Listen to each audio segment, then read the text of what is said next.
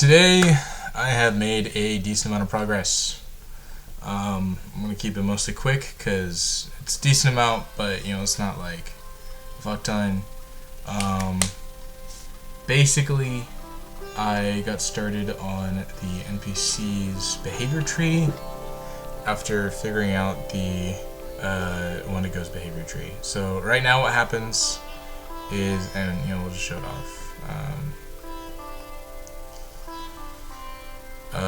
And here we can even go into.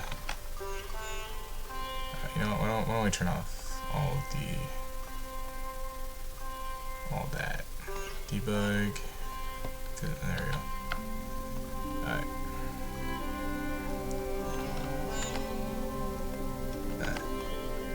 So basically, both him and him go to the closest room that they are in.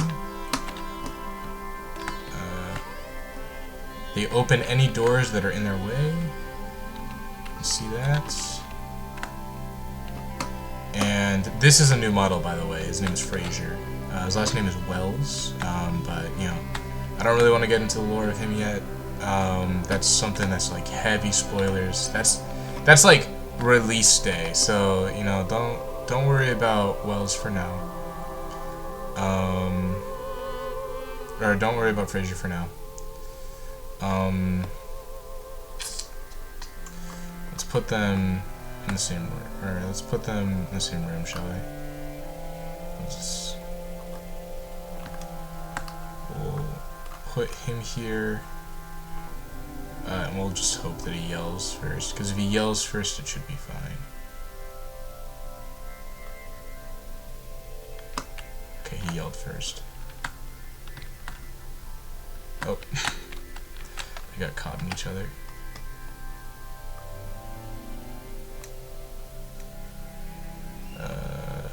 Here. So basically there's two actions that Frazier can do. That is, he can either yell or he can stalk door to door. And the reason why he'd stalk door to door is in order to find other survivors to find everybody else. But of course, obviously, this is not the Wells that we know. He has been possessed, and I know he's been possessed because if we go into the room, you can see that there is nobody here. Now, in the future, there's going to be a corpse there, but not quite yet. But as you can see, we have a little bit of logic here. There's two things that can happen here. He can either find his new path, or he can possess the next person that he feels. And his new path, the way it works essentially, is his target is set immediately. It's the closest room to him. Whatever room is closest to him is the path that he goes. And if a door is in the way, he'll open the door, and we can just see that in a second. The Wendigo does the same thing, but this is a civilian. Well, I guess he's a Wendigo right now, but he goes door to door until he gets to the spot he was closest to the last time he built his point. Looks like here it was long-term stay 1. That's the closest one. So we can see that he's just walking through.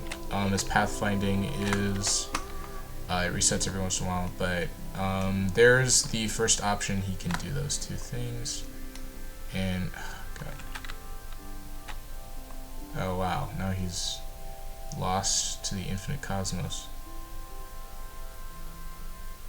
Unless I can oh, there you go. Alright. So we'll put him right here, and then hopefully we'll be able to see him yell for a second. It is kind of busted a little bit. Okay, so here we have a delay of 5 seconds, and then he yells. Theoretically, that's supposed to release some particles. I have particle launchers here, but they're not working for some reason. Can't tell you why. But, that is the way that goes. But if we go into him, you can see that we have this huge web here, and basically each of these are behaviors that he has a chance to perform depending on the situation. I've started kind of getting the hang of it. We do have one for the Wendigo, So that's right here as well. And then we have one for the not Wendigo, and that's what Fraser uses. Now, I will say I'm probably not going to have custom logic for every NPC, because there's going to be a few of them.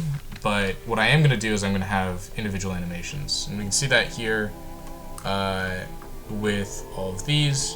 They're named the same thing, but they aren't the same thing. And so what that means is that no matter what, the Wendigo can always walk with the person who possesses walk. He can always run with their run, all of that. That's what's up there.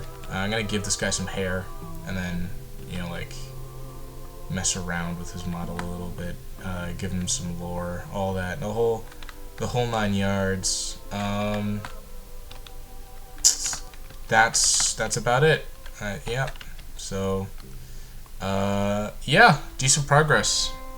It just another week trying to get there. The idea is I want every character in the hospital to have effect of the story. So if they die, they affect the story, and that means that the world doesn't just have player agency. The world also has NPC agencies. That thing that I talked about in the Among Us video. It's not super important. We'll get more into that later when we get closer to release date of the demo. I did realize that I made a big claim that should be available by April, and that was a little bit silly. I think that May to June is a fair call here. Probably June. I didn't think about this, but there's actually a lot of elements that I haven't gotten started on yet, like the dialogue system, which is pretty important. The music and sound effects I haven't even started on yet. So really, we are getting closer to some of the bigger stuff, I think, like the pathfinding and the NPCs. I think that's probably the most complex of anything in the game. So really, I'm not too concerned with time, but yeah, hopefully we get something done before before May, or before the end of May, even before May. Like if we can manage that, that would be super cool. I'm getting less hours at my job, so I am getting more hours to develop, and we are making a lot of progress in that time. So catch you next time. Have a good night.